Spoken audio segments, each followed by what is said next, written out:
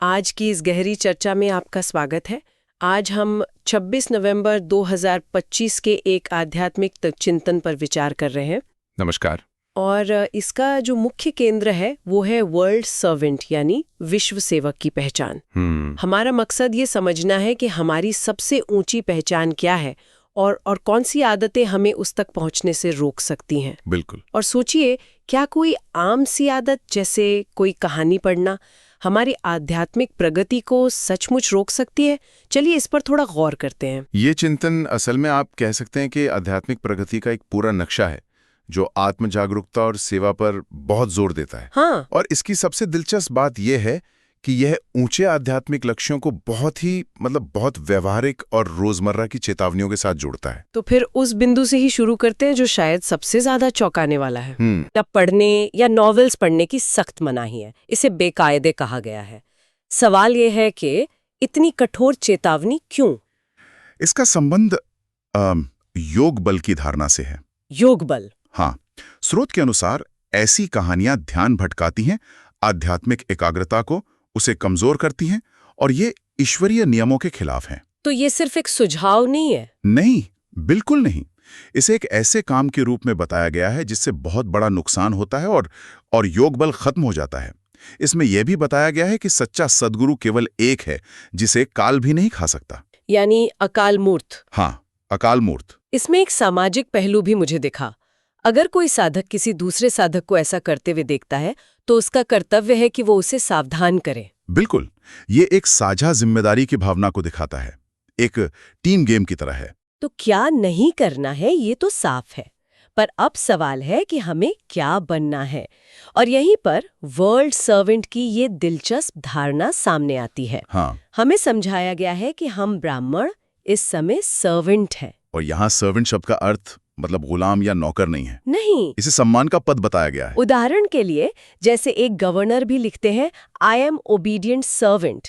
यहाँ तक कि एक शिक्षक को भी छात्र का सर्वेंट बताया गया है। हाँ, ये तो सेवा के विचार को पूरी तरह से बदल देता है। बिल्कुल, इसे सीधे सीधे देह अभिमान यानी शरीर के अहंकार से जोड़ा गया है। हाँ, पढ़ाने वालों को भी देह अभिमान में आने से मना किया गया है। सही है। और साथ ही श्री या श्रीमती जैसे सम्मान की इच्छा रखने से भी मना किया गया है, क्योंकि सच्ची श्रेष्ठता केवल श्रीमत यानी श्रेष्ठ मत पर चलने से मिलती है। और इसके लिए एक बहुत प्रैक्टिकल उपाय भी बताया गया है। कौन सा?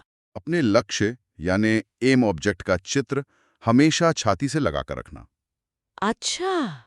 ये सिर्फ एक तस्वीर नहीं है, बल्कि इस बात का नशा या गर्व बनाए रखने का जरिया है कि भगवान हमें विश्व का महाराजा बनने के लिए पढ़ा रहे हैं। तो इस पहचान को रोजमर्रा के जीवन में कैसे उतारें? इसका जिक्र अशरीरी अवस्था के अभ्यास के रूप में आता है। हाँ, ये अभ्यास गहन भक्ति की तरह है।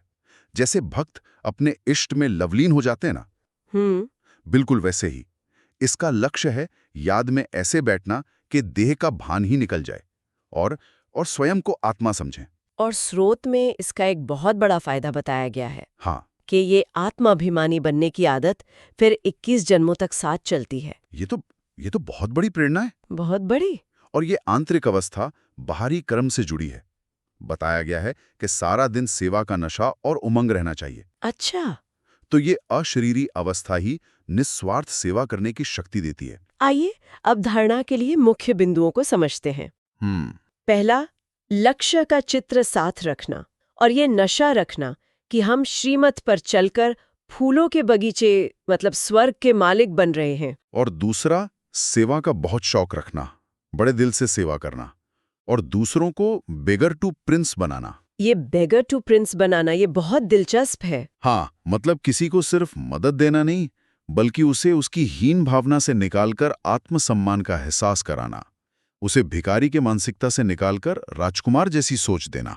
इसके बाद एक वरदान और स्लोगन भी है। वरदान है, कर्मों की गति को जान, गति सद्गति का फैसला करने वाले, मास्टर दुख हरता सुख करता भव। इसका अर्थ है कि हमें अब सुविधाएं लेने वाला नहीं, बल्कि दाता बनकर अपनी रचना के उनके दुख को समाप्त करना है। और स्लोगन वो तो बहुत गहरा है। अनुभूति न होना युद्ध की स्टेज है, योगी बनो योद्धे नहीं। बिल्कुल, ये संघर्ष को एक लड़ाई के बजाय एक ऐसी अवस्था के रूप में देखता है जिसे युद्ध करके नहीं बल्कि योगी बनकर यानी जुड़कर पार करना है। मतलब अपने मन से लड़ो मत। लड़ो मत, योगी बनो, जुड़ो। और अंत में एक अव्यक्त इशारा भी है जो फिर से विदेही यानी देह से न्यारी अवस्था पर जोर देता है। बिल्कुल। कहा गया है कि स्वभाव, संस्कार और कमजोरियां ये सब देह के साथ हैं और इनसे न्यारा होने के लिए कंट्रोलिंग पावर चाहिए, जिसका अभ्यास ये विदेही ड्रिल है। तो आज की इस चर्चा में हमने एक सफर तय किया, कुछ खास आदतों से परहेज करने की चेतावनी से लेकर वर्ल्ड सर्वेंट की ऊंची पहचान को समझना और फिर अशरीरी अवस्था का अभ्यास करना। हाँ, और इन सभी बिंदुओं को जोड़कर देखें तो एक स्पष्ट सूत्र मिलता है। क्या? कि कुछ बाहरी चीजें जैसे नॉवल या फिल्मी कहानियां हमारी आंतरिक ऊर्जा को भंग करती हैं, जबकि लक्ष्य का चिंतन और सेवा का उमंग वो से मजबूत करते हैं। अच्छा। और यही मजबूत आंतरिक स्थिति हमें निस्वार्थ विश्व सेवा के काबिल बनाती है। तो आज के इस चर्चा को समाप्त करने से पहले एक अंतिम विचार मन में आ रहा है। हम बताइए। इस स्रोत में जिस तरह त्रातनी कहानियों को आध्यात्मिक ऊर्जा के लिए हानिकारक बताया गया है, उससे आज के डिजिटल युग के संदर्भ में एक बहुत गहरा सवाल उठता है। कौन सा सवाल? आज हम एक अटेंशन इकोनॉमी में रहते हैं, जहां हम लगातार कहानियों और सूचनाओं से घिरे हैं, चाहे वो फिल्में हो, सोशल मीडिया हो या समाचार। ऐसे में एक आध्यात्मिक साधक के लिए शुद्ध और अशुद्ध जानकारी के बीच की रेखा कहाँ खींची जानी चाहिए? और क्या ये रेखा सभी के लिए एक जैसी है? ये एक ऐसा प्रश्न है जिस पर शायद हम सबको सोचने की जरूरत है।